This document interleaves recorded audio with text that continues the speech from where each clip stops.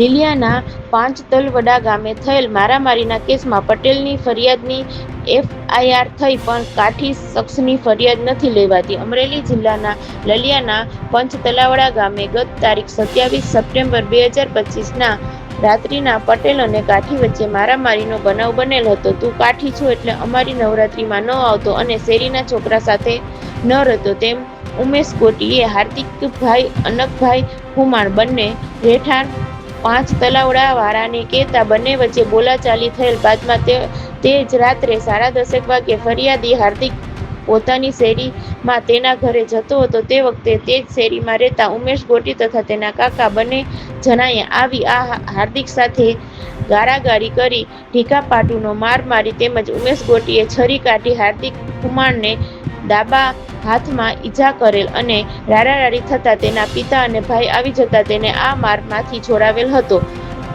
આ ઉમેશ ગોટીએ હાર્દિકભાઈ અને તેના પિતા વિરુદ્ધમાં ખોટી ફરિયાદ લીલિયા પોલીસમાં આપી તો પોલીસે તુરંત લઈ લીધેલ, પરંતુ હાર્દિકભાઈએ પોતાને થયેલ ઈજાની સારવાર અમરેલી સિવિલ હોસ્પિટલમાં દાખલ થતા હોવા છતાં તેમની ફરિયાદ 24 કલાક મોડી ફરિયાદી કરો છો તેમ ખોટો છો તેમ કહી માત્ર અરજી લઈને એફઆઈઆર કરવામાં નથી આવતી.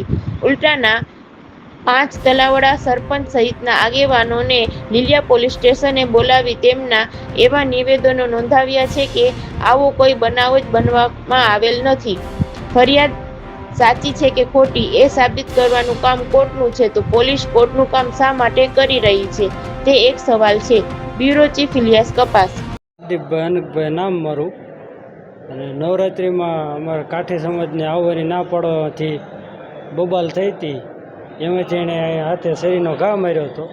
એમાં ઉમેશભાઈ ડાયાભાઈ ગોટી અને એના કાકા લાલભાઈ ગણેશભાઈ ગોટી એ બે હારે હતા ને એ બે આવીને મારામારી થઈ છે. હાલ અત્યારે અમરેલી હોસ્પિટલે છો, સારવાર લેવા.